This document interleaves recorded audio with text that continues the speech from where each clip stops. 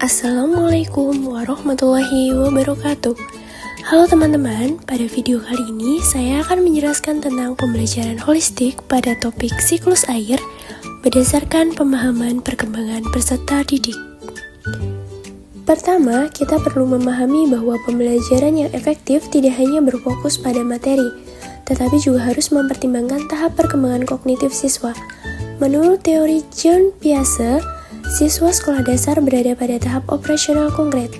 Pada tahap ini, anak sudah mampu berpikir logis, tetapi masih membutuhkan benda nyata, contoh konkret, dan pengalaman langsung dalam belajar. Sebagai contoh, kita dapat melihat kasus Nina. Ia kesulitan memahami konsep evaporasi jika hanya dijelaskan secara lisan atau melalui buku. Hal ini terjadi karena konsep tersebut bersifat abstrak.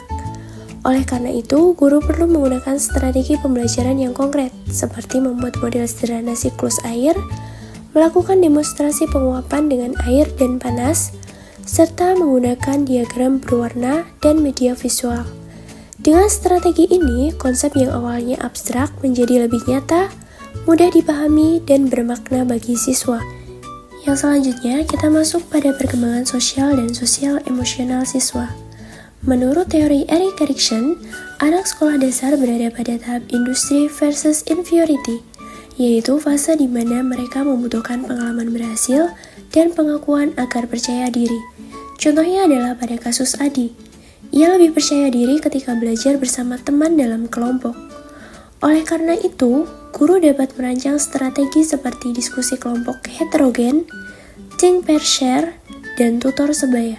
Selain meningkatkan pemahaman konsep siklus air, strategi ini juga membantu siswa bekerja sama, saling menghargai, serta membantu rasa percaya diri. Kemudian, dari sisi perkembangan fisik dan motorik, menurut teori Robert Gabbard dan Robert Malina, anak usia sekolah dasar memiliki kebutuhan gerak yang tinggi. Mereka cenderung aktif dan mudah bosan jika pembelajaran terlalu pasif. Sebagai contoh, pada kasus Mario, menunjukkan fokus yang lebih baik ketika pembelajaran melibatkan aktivitas fisik. Oleh karena itu, guru dapat merancang pembelajaran melalui eksperimen mini tentang siklus air, simulasi proses hujan, permainan edukatif, serta observasi lingkungan di luar kelas.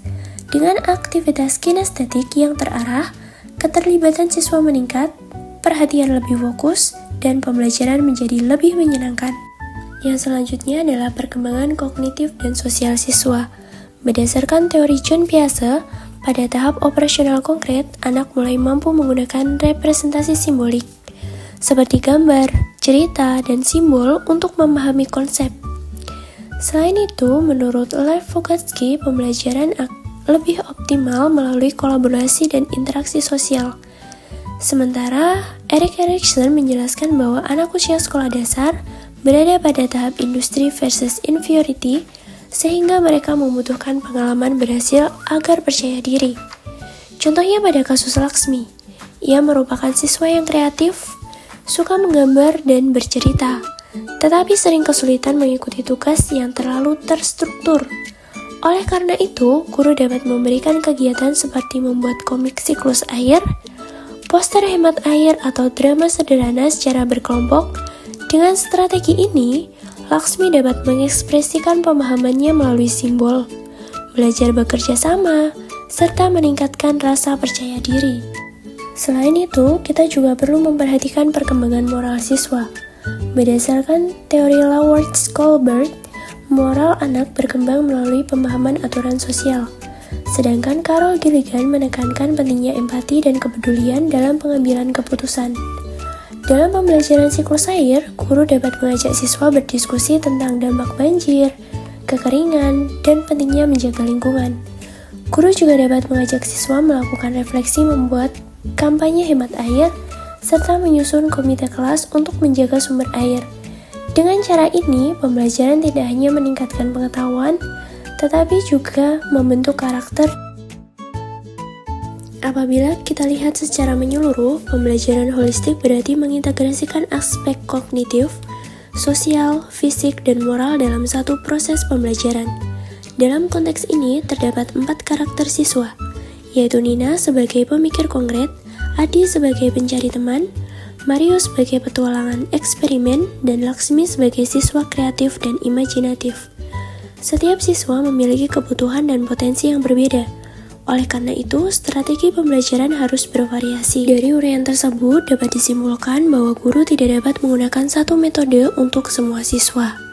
Pembelajaran harus dirancang berdasarkan teori perkembangan, karakteristik peserta didik, strategi yang tepat, dan dampak yang ingin dicapai. Inilah yang disebut pembelajaran holistik, yaitu pembelajaran yang mengembangkan seluruh potensi peserta didik secara menyeluruh.